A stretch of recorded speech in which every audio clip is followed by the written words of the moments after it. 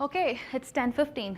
Let's get started because this is a 45-minute session and there is quite a lot of content in here. So good morning, everyone. Yeah. So my day started today by checking email on my phone, and the first email that I saw was the summary that came out from our marketing team about all the buzz that was created at Ignite yesterday. And I was so excited as I was reading through it, and I thought, okay, I need to share this on my Twitter. I was almost there when I had this warning staring at me which said, do you really want to share this content on personal channels? I thought for a minute, and I'm like, okay, I should probably hold off until this is public news. So that is management in action, where my IT pro could keep me productive, but at the same time was protecting corporate assets. So in today's session, I'm going to be talking about the Windows 10 management capabilities with a focus on the new capabilities that are available in the anniversary update. I'm Janani Vasudevan, and I'm a program manager on the Windows commercial team owning the enterprise device management for all of Windows. So there are a couple of trends that are going on in the way that people work. It's about 2/3 of the workforce is now bringing personal devices to work. And they're working from almost anywhere, from coffee shops, from the air, from the airport, all sorts of places. So that really changes how Windows has to adapt to and build features for. And that's exactly what we're doing. We're looking at what is required for modern needs, while at the same time continuing to support the scenarios that we've already supported for so many years. So the biggest question that we need to answer, or the goal, is how do IT pros achieve their two-pronged goal of keeping users productive while at the same time keeping corporate assets protected. So that's exactly why we need management. And there are three main reasons or goals for management that I'll quickly walk through. One is to keep the user productive, like I was able to check email from my bed on my phone. The second is to keep corporate assets protected, like it happened to me this morning. And finally, for compliance reasons with regulatory laws, and to also report on that. So one thing I'd like to point out is all throughout my session today, you'll see a footnote which refers to other sessions that I would highly recommend that you attend for getting a deep dive. So now that we've talked about the need for management, what are the different management options available for Windows 10? So enterprises can have company-owned devices, which can be managed in two ways. The device can either be domain-joined, and it can be managed through group policy and config manager, which still continues to be a majority for PCs, at least right now. And the second option is to leverage what was new in Windows 10, which is to Azure Active Directory join a device and to use MDM as the channel of management. In fact, enterprises can even use a combination of these two, and that's kind of how we recommend enterprises that want to try to move to the cloud, is that identify your workers that are road warriors, or that are people who are on the road all the time. Can they be managed by Azure Active Directory and MDM, while you have those employees that are in the corporate headquarters being managed by group policy and config manager and being domain joined? But you can also have personally owned devices that are in an enterprise, that are brought into an enterprise, that you can have an Azure Active Directory account added on for single sign-on to cloud resources. And these devices can also be enrolled into MDM. In terms of what we do for enhancements, it's across the board. We add new policies to group policies. In the references section, I'll point to the ADMX that we've released for the anniversary update. And we also continue to keep adding new policies and configuration for MDM. And keep in mind that anything that we add to the MDM platform can be leveraged by config manager. So we work very closely with the config manager team to make sure that all of that is lighted up through the WMI bridge, also in config manager.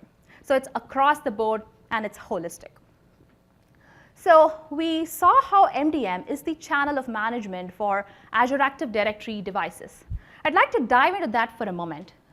Based on a recent IDC report that came out, the year-on-year growth for enterprise mobility management software market, by the way, enterprise mobility management is the same as MDM. It's the market term for it. The year-on-year growth was 27% across all EMM vendors. And the report went on to mention that the advent of Windows 10 managed MDM-like capabilities was one of the main reasons that enterprises were looking at EMM and looking at making it a unified management solution for all kinds of devices in their enterprise. So all of this would not have been possible, though, without the help of our MDM server partners. I know some of them are here in this room, but they've been working with us and partnering with us very closely to provide excellent Windows 10 support. So I'd like to take a moment to say thank you to all of you here. The other reason that MDM is really suited for this unified management console or unified management mechanism is that the Windows 10 MDM platform is converged across all Windows 10 devices, be it a HoloLens or a Surface Hub, it's the same. What this means is that MDM server vendors building support for these Windows 10 devices can easily build support once and support all these kinds of devices. So the Microsoft HoloLens commercial suite that actually has security and enterprise management capabilities that include mobile device management, data security BitLocker, store for business, and all of these enterprise features is now available. Be sure to check it out, and the link is available on MSDN. So we saw why management is important and what's happening in the market. Let's dive into the Windows 10 manageability roadmap and the architecture. So before Windows 10, we actually had most of the PCs that were managed through group policy or config manager. We did have an MDM platform on Windows 8.1, but it was very limited in capabilities. Windows Phone, on the other hand, had a pretty rich MDM platform with good capabilities. However, both of these were separate, like the MDM infrastructure was completely different for PC and phone. With Windows 10, with the 15.07 update, we shipped a converged MDM platform for all devices. And since we were architecting a converged platform, we took that opportunity to go and decide how can we make sure that every time we enhance the MDM platform, add a new configuration there, how can Config Manager make use of it? And that's why we added something called the WMI bridge, which you'll see in the next slide. And so that makes it possible for us to innovate hand in hand on MDM and for Config Manager. And we also talked about how Azure Active Directory was introduced for Windows 10, and users can now log in with an AAD ID. So along with that, we could also automatically enroll devices with MDM when you actually join Azure Active Directory. That feature came in 15.07 too. In 15.11, which we also call TH2, we took all the feedback that we got from the 15.07 release from all of you, and we realized that there are still a few gaps that we need to fix to make it enterprise ready.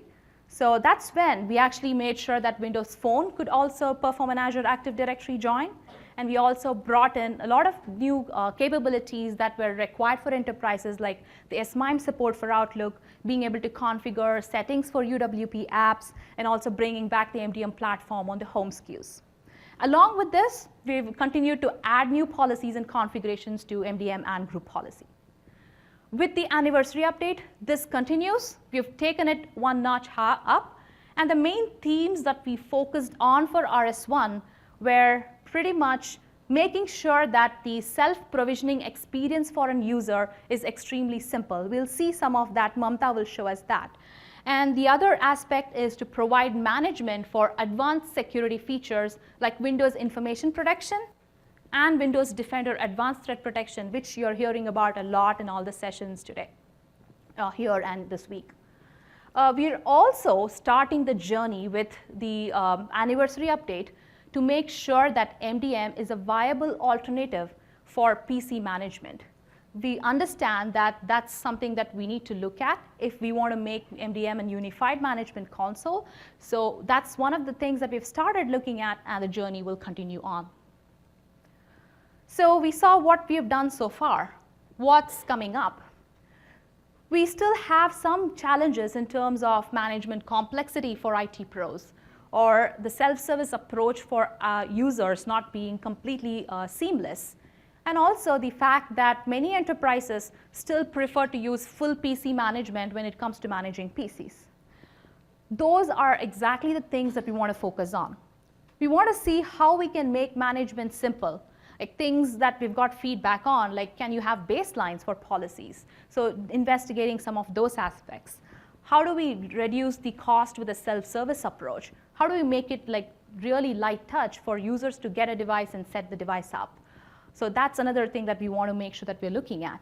And finally, as I mentioned before, how do we make MDM or cloud management a viable alternative that orgs can choose orgs can have as a choice for management?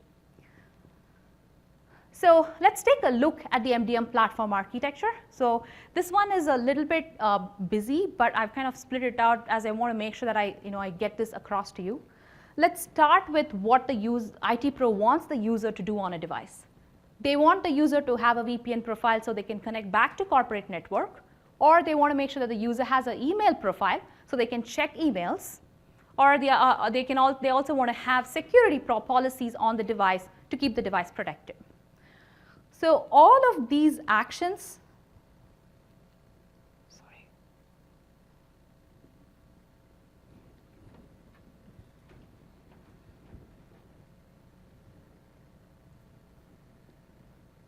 can you help me out here? Yeah, okay, good. Black happened.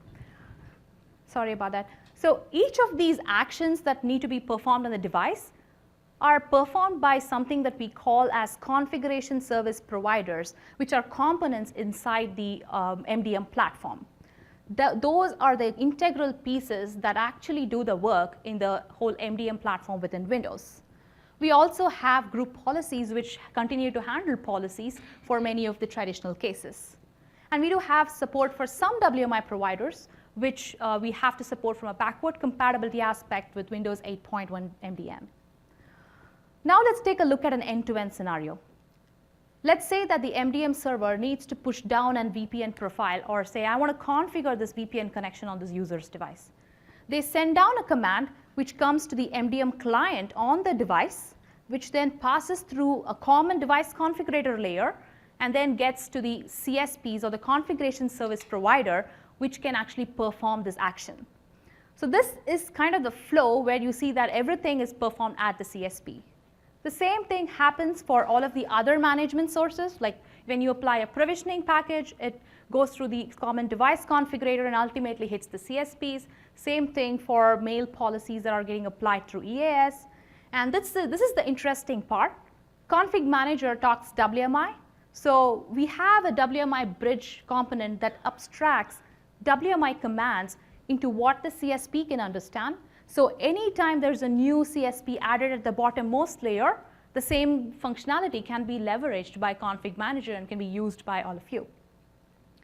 Group policy channel continues to work as it worked for all previous releases. However, the common device configurator layer that I mentioned that we have in the modern management platform now can also understand and resolve conflicts between certain group policies and MDM policies for the same configuration. This is new. This is the work that I said we've started on making sure that the journey for PC management works great. So overall, we have the common device configurator layer common for all management sources, thus making the conflict resolution really simple and easy so it can be effective on the device. Great, so we've covered all of that. Now let's jump into the capabilities that we have for the anniversary update. So I am a new employee that's joining Contoso Corp. This is kind of roughly the life cycle that I go through. I join work, I go in the first day, I bring my device, set it up for work, I'm able to work at office and I'm able to work at home, and then I have all the apps that's required for my productivity. If I have run into issues, I call up help desk and they help support me, all until the day that I decide I want to quit Contoso Corp and join Microsoft, when the Contoso IT wants to make sure that I no longer have access to any of the corporate data from Contoso. The anniversary update actually adds new capabilities for each stage of this life cycle. I'm not going to go through this slide, but this is a great eye chart and a summary slide for you to look at and say, hey, these are all the capabilities that we have added. So let's talk about some of these notable capabilities one by one. So in terms of when I first joined the company and I came to the work on the first day and I want to set up my device for work, with TH2, I mentioned that we had the ability to also add an Azure Active Directory account and auto-enroll in MDM in addition to just enrolling into MDM. However, we received the feedback that this is confusing. I, as a user, don't know which of these things do I need to click on. And that's why, with the anniversary update, we streamlined the process. And all that the user needs to know is to connect to work. And the magic will happen underneath, where the user's AAD account will be added along with auto-enrollment if there is an AAD tenant available. If not, they will be MDM enrolled. Let's see a quick demo on this. And I have Mamta here to demo this process for us. Hi, good morning. I'm Mamta Kumar, Program Manager in Windows Engineering, working in the MDM space. So let's quickly look at the new enrollment UI. So this is the Continuum devices. Jason was just talking about it in the last session. So this is my personal device. It's a BYOD device.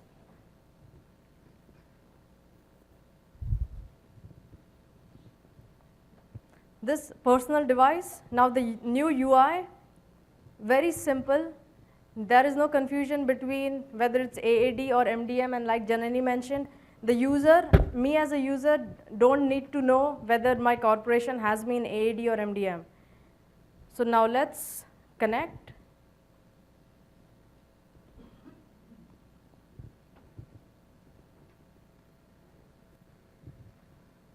So I have a test tenant that I have created in Intune.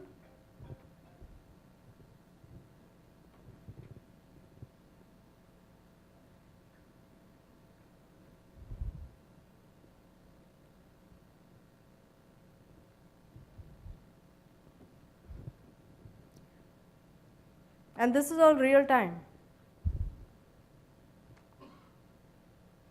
You can see her password too. And real time, you can log in. Anyone guess the password?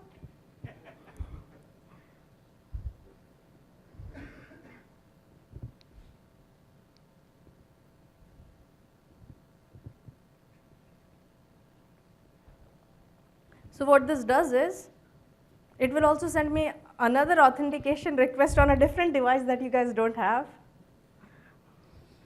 So this is a tenant that we've configured with MFA and with also automatic MDM enrollment.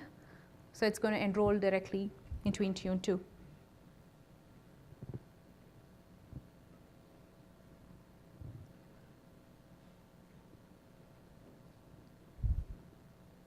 So now I have received the code.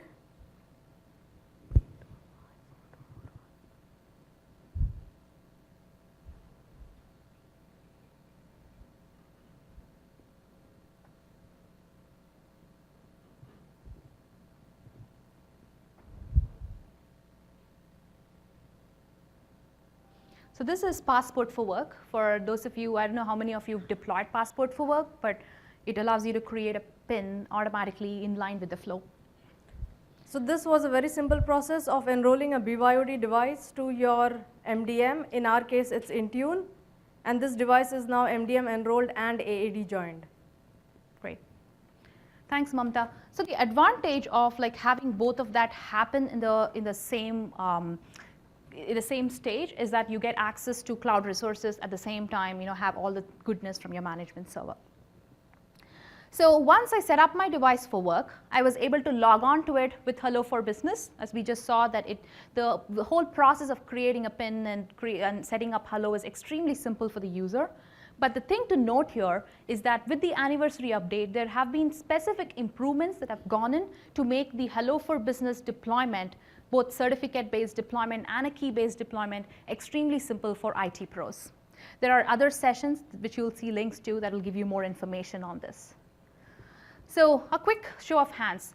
How many of you here have a scenario or have come across a scenario where an enterprise enrolls their device and then puts it in a locker and locks it up and never goes back to it for another 3 or 4 days? Yeah, we were surprised and to hear this feedback from a lot of you that, hey, this is a scenario for us. And MDM was designed with it being an online kind of a scenario where you have internet access all the time. So there were a lot of enhancements that we had to make. So we're really happy to say that with the anniversary update, we've made huge improvements in this space. If a device has missed its check-in for the first few days, as soon as it comes up and connects to network, we make sure that it connects back to the MDM server so you don't lose management continuity onto that device. Same thing with the MDM enrollment certificate. If the certificate has expired and it couldn't reach the server on time, the next chance that it gets to connect back to the MDM server, we make sure that we kick off that renewal and have that updated. So that's huge for some of you who have these scenarios. I want to call out Windows IoT in specific because Windows IoT devices have the same Windows 10 core. However, they have some unique requirements that are required to lock down the devices or have kiosk mode. We'll see about them in detail in the next couple of slides. But TH2 and the anniversary update have a lot of enhancements in this area. Notable ones are making desktop kiosk mode configuration simpler, which we will see a demo on. And finally, Windows Store for Business now supports paid apps with a credit card. So if you have a business store portal, you could actually purchase apps from the Windows Store which are paid and then volume license it to your customers. So I was able to set up the device for work, connect to Wi-Fi, and I was happy working with it. And I took it home, and I realized I hadn't filed my expenses for Ignite. So I opened Edge and typed HTTP expense, and I realized that I was just able to complete the process. So I thought, oh, OK, I have access to the corporate network. So let me also take a quick look at my build and see how it's progressing for tomorrow. But I couldn't access that website. So what had happened is the IT pro could actually configure a VPN profile such that it could trigger only for a particular destination name. So with TH2, we had AutoConnect VPN for always on, where you could log on to the device and it will be automatically connected. Or it can be app triggered, where I launch a particular app and the VPN is connected. But the anniversary update also adds the ability for you to trigger a VPN connection only based on a particular destination name.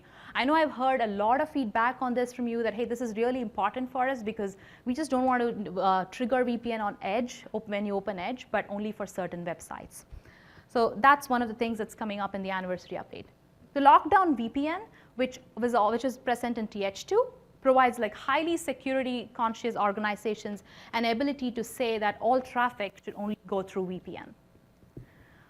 With the anniversary update, we also have an Azure Active Directory based VPN with conditional access. So what it really means is that you can take part in Azure Active Directory conditional access and ensure that only compliant devices can connect to VPN server. Finally, my most favorite feature from the VPN side for the anniversary update is an XML profile-based deployment for VPN profiles. This is available both for Config Manager and with any MDMs. So this is particularly useful when you have trials and say, for example, you want to try out the new destination name-based trigger feature for VPN. And you have an anniversary update feature. And if you're using Intune or AirWatch, if you don't have that in the UI, you could use custom settings and use the XML profile-based deployment and test it immediately after the OS is released. This is great because the VPN feature especially has been something that enterprises have wanted to try it much in advance to find out how things are working before they deploy it. So let's take a quick demo. Let's see a quick demo of the destination name-based trigger VPN. Again, over to Mamta.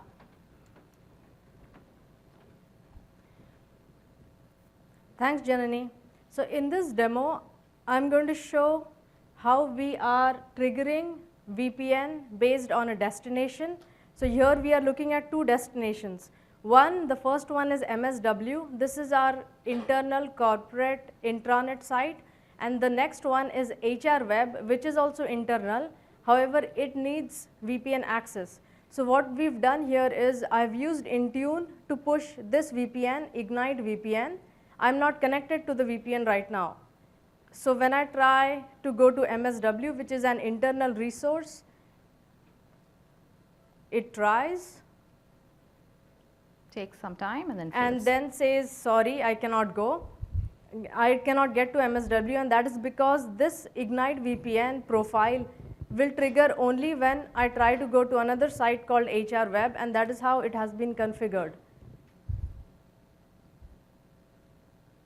So on the left side, you will see Ignite VPN shows connecting because going to HR Web basically triggered it. But it's thinking a bit before it's connecting, I guess.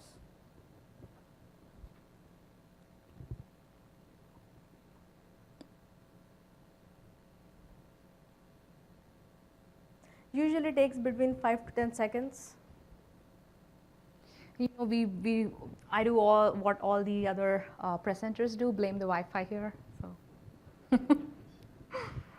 it's not always the right excuse, though.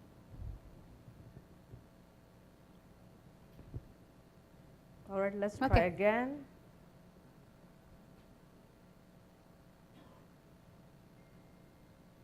All right, let's disconnect and try.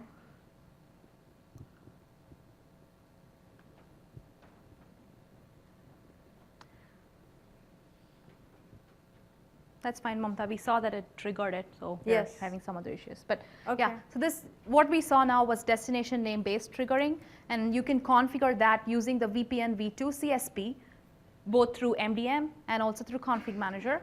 And there is a name list configuration that you could configure to say, you know, this is the destination that I want to configure. It can be FQDN, short name, or a regular expression. So you could say star.corp.microsoft.com. So the other area in focus that I want to talk about is Windows IoT. Windows IoT devices come in different shapes and sizes. So you have purpose-built devices like your airline kiosks. You also have ruggedized handhelds and tablets that are used in like factory floors. And then you have like smart things, which are IoT core-based devices.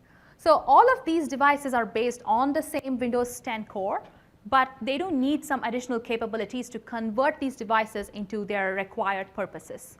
And that's where Lockdown comes to your help, right? Lockdown is a feature, or it's a set of management capabilities that allow you as an IT pro to configure your device as you want it to convert it into this IoT kiosk or the IoT handheld ruggedized tablets. So you could do things like disable USB access on the device completely, or make the device completely read-only by using the Unified Write Filter CSP. You could also modify the UX by disabling Start menu and also hiding the edge swipe gestures. So on a kiosk machine, you don't allow people to do that.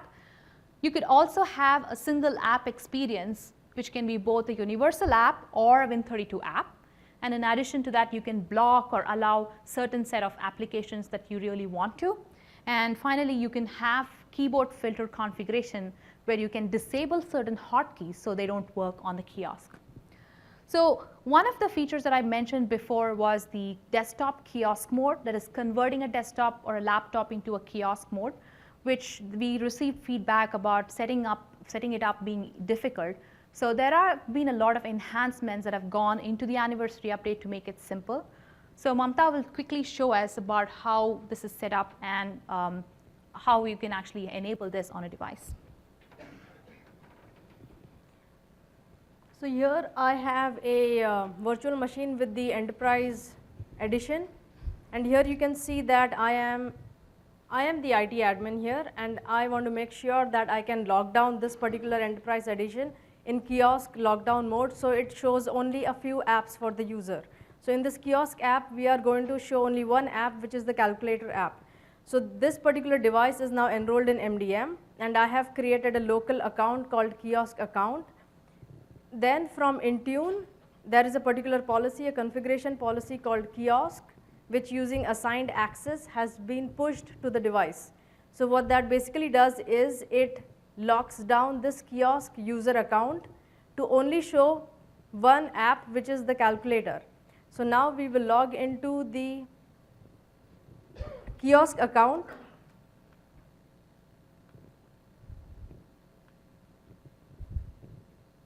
So once you push the policy from Intune, or any MDM.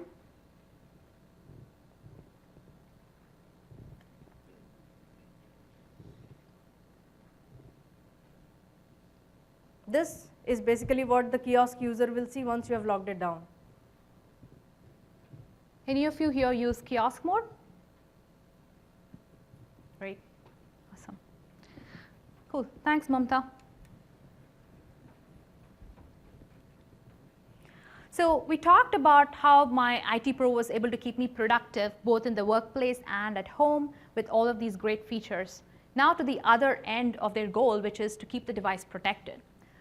When Anniversary Update continues to expand the set of security policies both for MDM and through group policy, I'd like to talk about a few notable policies that I think are really, really great for you to adopt. One is the privacy policies. Everything that you have, that you see when you go into settings and privacy, where you can say, allow only these apps to access my camera, or allow these apps to access my location, all of that is now possible to be configured through policies. Similarly, we also can go and disable or enable the use of an advertising ID, which is also a privacy, could be a privacy concern through the MDM policies. So with respect to privacy, we've made a huge level of improvement and enhancements with the Anniversary Update. We also have new edge policies that can allow you to disallow or allow extensions, and also decide whether you want to show the user the prompt before the site opens up in IE. These are just a few examples, but in the references section, I have a link to both the Anniversary Update ADMX and also the MDM policy reference, which gives you the set of all different policies. Another aspect of keeping your device secure is to keep it current. So Windows Update for Business has made quite a few significant improvements for Anniversary Update, one of them being the configuration of ActiveHours. ActiveHours configuration helps you to control when the device can reboot or not after an update. So it prevents disruption to your users. You can also configure deployment rings, which can help you to roll out Windows as a service much more efficiently by having faster rings that get builds much more regularly, and then having other rings that get builds later on. As with Windows as a service comes the problem of conserving bandwidth, and so the delivery optimization policies help you do this, and it can be done through any MDMs and is available through the policy CSP's update policies. For advanced security management, we have new Defender policies and also the complete management and onboarding of Windows Defender Advanced Threat Protection that's available to all MDMs and also Config Manager. Windows Information Protection is another feature that you've heard on about for a long time. So this helps you keep your honest users honest by keeping the corporate data protected. Remember what happened this morning when I tried to post some stuff on Twitter? That was Windows Information Protection in action. What does Windows Information Protection Management really entail? So all the configuration that you do in terms of saying, these are my enterprise apps, this is my enterprise network boundary, all of these can be configured by our management either through MDM or through Config Manager. Most of our MDM partners and Config Manager already have support for Windows Information Protection. In the course of me using the device, there were a couple of times when I couldn't connect to Wi-Fi or I couldn't connect to VPN. And at that time, the first thing I did was call up my help desk. So they were able to troubleshoot my device, which had the Anniversary Update, much more easily, thanks to the diagnostic capability enhancements that we have for MDM. We have more improved logging, we have more improved tooling, and we also now have the ability to get the diagnostic policy report from a device, which tells you what are all the current policies in effect on the device. For those of you familiar with group policy and GP result, this is kind of drawn to be similar to that. The remote reboot is also another aspect which may not exactly be troubleshooting, but it can be used for troubleshooting, where if there is a device that's stuck up at a configuration and you want to remotely reboot that device as you're on that call with that particular user, you could do that through MDM right now. So the other day, I left my PC in the cab and I called up help desk and I was like, hey, I forgot my PC and I just want to make sure it's safe. Though I had Windows information protection on my device and my corporate data was protected, my support help desk person asked me that I should probably enterprise wipe the device to be on the safe side. So with the anniversary update, I could be sure that when there was an enterprise wipe that was issued to my PC, it would actually wipe the data. Because until now, if the user that was enrolled was not logged on to the device, it was not possible for you to send down a wipe command when the PC doesn't have the particular user logged in. So this is great in terms of making sure that you have the device that's secured and you can actually have on-demand actions even when the user is not logged in on a multi-user scenario type of a device. So with that, I come to a close of all the different notable capabilities, but I would like to take a moment to help you navigate through the reference. I have this particular link in the resources slide next. So if you go into that particular page, there is on the left-hand tab, you would see something called the Configuration Service Provider reference. Remember, we talked about every single capability in Windows 10 management platform is now a configuration service provider. So you will be able to get an idea of what are all the different capabilities by looking at that reference. Here, for example, I have the VPN v2 CSP, which allows you to configure a VPN profile. And that's a snip of the tree that you would see there. And we have it clearly called out as what are the new nodes that have been added for 1607 or the anniversary update. So it's really simple for you to browse through that and say, hey, this particular CSP has been expanded. So I have some new capabilities with creating a VPN profile. And one of them is that I can actually now send a profile XML. So this is just for you to get started on. But I'm always here to help you out. So these are some references. I know that we are short on time now, but I will take questions now. If you're not able to get to all the questions, feel free to, I'll be hanging out around the room for the next 30 minutes. Feel free to reach out. Or you can send me a mail anytime. Or we'll be at the Windows Devices and Platform and Devices Management booth all throughout this week. So you can use any of these opportunities to have questions. Thank you.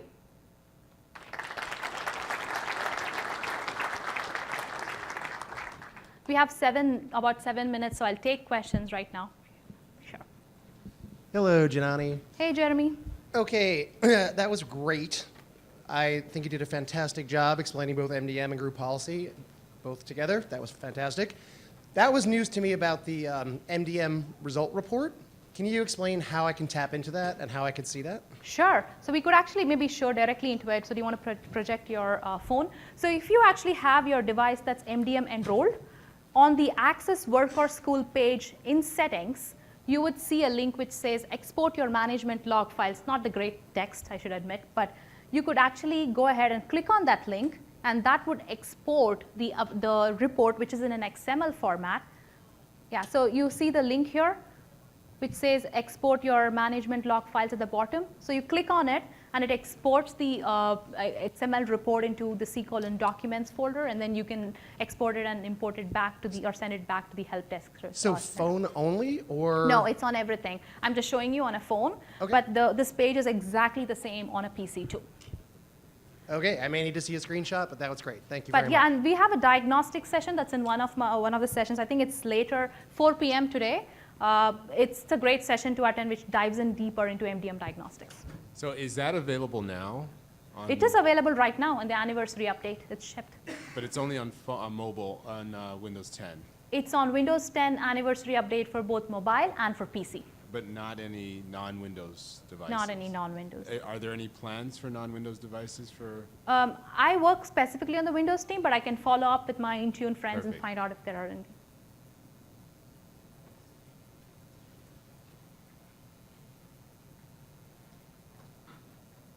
Any other questions? Yeah. In kiosk mode, will users automatically log in, or do you have to put in a username and password? So the question is, in the kiosk mode, you actually have to put in your username and password and log in every time, or can you automatically log in? So typically in kiosks, their users don't have username, password, because the device is set up and it's like standing out there. But yeah, you can definitely configure automatic logon.